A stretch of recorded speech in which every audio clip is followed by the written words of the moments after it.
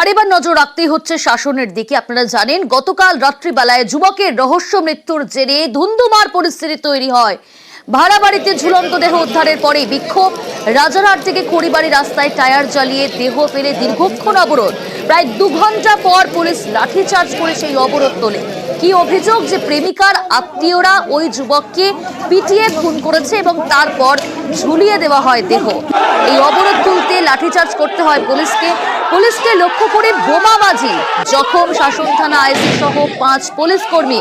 আর এই ঘটনায় গ্রেফতার করা হয়েছে 8 বিক্ষোভকারীকে।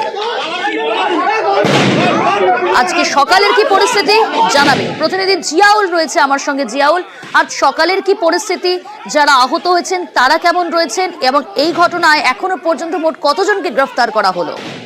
দেখো, এখনো পর্যন্ত পুলিশ সূত্রে খবর 8 জনকে গ্রেপ্তার করা হয়েছে, কিন্তু গ্রেপ্তারের সংখ্যা আরো বাড়বে। তার কারণ পুলিশকে যেভাবে মারধর করা হয়েছে, পুলিশকে লক্ষ্য করে বোমা ছোড়া হয়েছে এবং সেই বোমার আঘাতে এখনো পর্যন্ত শাসন থানার আইসি সহ প্রায় 5 পুলিশ কর্মী কিন্তু আহত। তাদের মধ্যে বেশ কয়েকজনকে হাসপাতালে ভর্তি করা হয়েছে।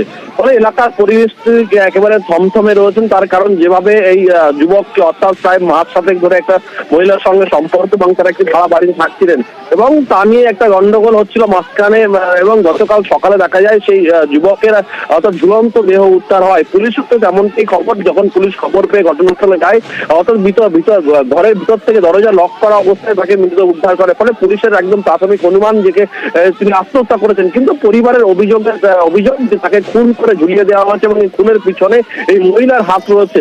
এবং তখনই তারা পুলিশকে জানায়, কিন্তু পুলিশকে বারংবার জানায় না, পুলিশ কোনো ব্যবস্থা নেয়নি, পুলিশ কোনো অভিযোগ নিতে অস্বীকার করে এবং এ নিয়েই কিন্তু গন্ডগোলের সূত্রপাত। তারপর যখন মৃতদেহ তারা সামনে হাতে পায়, তখন একাধিক জায়গায় শরীরে একাধিক জায়গায় আঘাতের চিহ্ন, তখনই তারা স্পষ্ট যে তাকে পিটিয়ে খুন করা হয়েছে। কিন্তু পুলিশ অভিযোগ নিতে অস্বীকার করায় তারা মৃতদেহ রাজারহাট খড়িবাড়ি বাজারে মৃতদেহ রেখে তারা অবরোধ শুরু করে। তাদের একটাই দাবি, দোষীদেরকে গ্রেপ্তার করতে হবে এবং পুলিশ কেন নিষ্ক্রিয়, তারা পুলিশ কোনো ব্যবস্থা নেয়নি তা নিয়েও পুলিশের বিরুদ্ধে ক্ষোভ উঠতে দেয়। এবং তখনই রাস্তা অবরোধ এবং পুলিশ তাদেরকে অবরোধ তুলতে গেলে পুলিশ লাঠিচার্জ করে এবং সেই লাঠির আঘাতে বেশ কয়েকজন অবরোধকারী আহত। তখনই পুলিশকে লক্ষ্য করে বোমা ছোড়া হয় বলে অভিযোগ হয়। সেই বোমার আঘাতে আইসি সহ শাসন থানা আইসি বেশ কয়েকজন পুলিশ কর্মী আহত হয়। এই ঘটনা গতকাল রাতে ঘটে, তারপর আজ সকাল থেকে গোটা এলাকা থমথমে রয়েছে। নজর রাখো, আরো আপডেট নেব তোমার কাছ থেকে।